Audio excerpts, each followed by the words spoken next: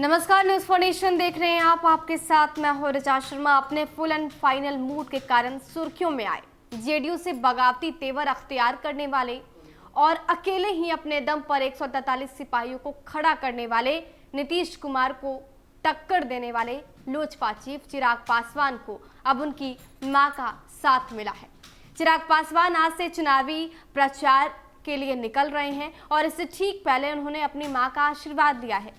तस्वीरें सीधे हम आपको चिराग पासवान के घर की दिखा रहे हैं, जहां पर वो अपने मां से आशीर्वाद ले रहे हैं।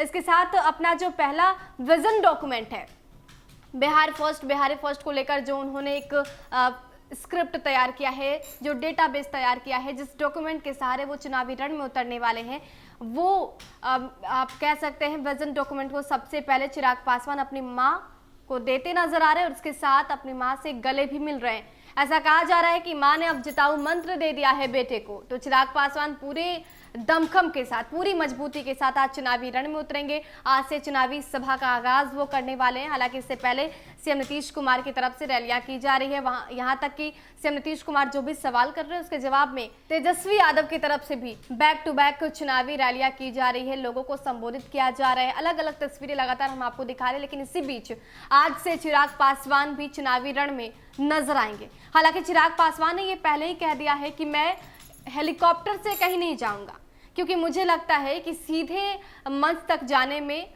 हम जनता से उतने कनेक्टेड नहीं हो पाएंगे। तो मैं कोशिश करूंगा कि सड़क मार्ग से ही अपने चुनावी प्रचार के लिए निकलूं, क्योंकि इससे मैं ज़्यादा से ज़्यादा लोगों तक जुड़ पाऊंगा, उनकी समस्याओं को सुन पाऊंगा, ये समझ पाऊंगा कि जो क्षेत्र, विधानसभा क्षेत्र है जहाँ पे मैं दौरा कर रहा हूँ, वहाँ की मेन समस्या क्या है, ताकि मैं अगर मेरी सरकार बनती है तो मैं वहाँ के लिए कुछ ना कुछ विकास का एक मॉडल बना पाऊं।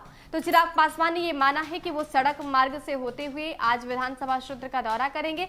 लेकिन उससे पहले आपको बता दें कि आज दो जनसभाएं चिराग पासवान की होने वाली है।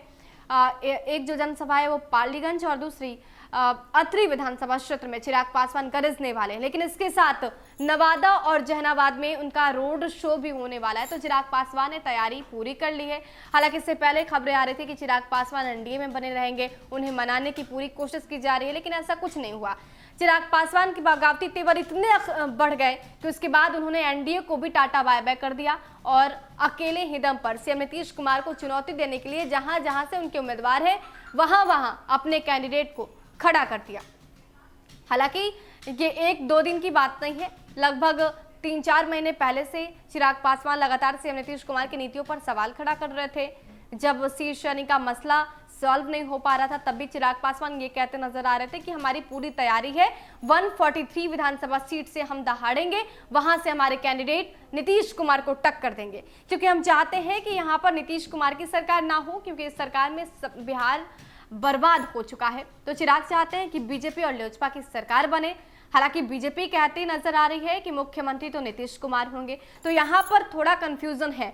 लेकिन चिराग पासवान चुनावी रण में पूरे दमखम के साथ उतरने की कोशिश कर रहे हैं और सबसे पहले मां के पास पहुंचते हैं, उनका आशीर्वाद लेते हैं और मां उन्हें जिताऊ मंत्र देती है, जिसके बाद से आज चिराग पासवान चुनावी रण में नजर आएंगे, गरजते दहाड़ते नजर आएंगे। देखना दिलचस्प होगा कि चिराग पासवान ने जो घोषणा पत्र तैयार किया है, जो विजन डॉक्यूमेंट तैयार किया है, जिसके माध्यम से कह रहे हैं कि बिहार को फर्स्ट बनाएंगे, बिहारी को भी फर्स्ट बनाएंगे, बिहार को अब वर्ल्ड लेवल पर एक पहचान मिलेगी और सभी बिहारी गर्व से कहेंगे कि मैं बिहारी हूं।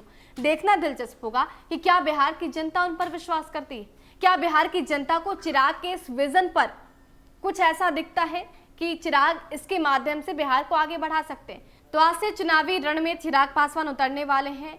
ये भी देखना होगा कि चिराग किस तरीके से दहाड़ते हैं और क्या नीतीश कुमार की नीतियों पर चुनावी रैली में भी सवाल खड़ा करते हैं।